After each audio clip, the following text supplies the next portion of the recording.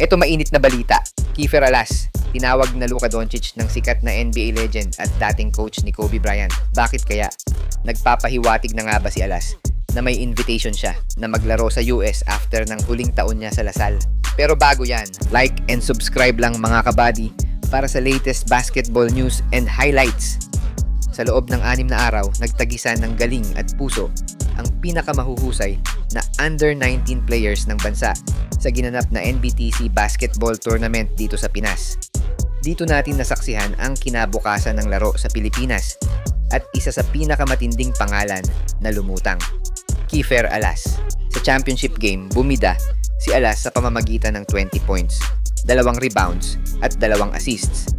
Kaya hindi na rin nakakagulat ng ihambing ni Coach Scott si Alas sa isang NBA superstar, si Luka Doncic ng Los Angeles Lakers. Ayon sa kanya, hawig ang galaw at deceptive style ng batang Pinoy sa European phenom.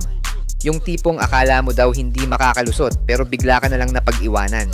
Para kay Byron Scott, si Kiefer ang pinaka nakapukaw ng pansin sa buong tournament sa kanya dahil sa lakas nito maglaro. Kitang-kita raw niya na may basketball revolution na nangyayari sa Pilipinas. Mas matatalino, mas agresibo, at mas disiplinado ang mga batang Pinoy ngayon. Credits din daw sa mga Pinoy coaches dahil na-trained nila ng maayos ang mga bagong players sa Pinas dahil sa disiplina at hard work sa loob ng court. Bagamat hindi na iuwi ni Kiefer ang titulo, isang panalo pa rin ang kanyang naging NBTC journey. Mula sa wildcard team ng Pasay City, nakarating sila sa finals, isang patunay ng kanyang kahusayan at dedikasyon.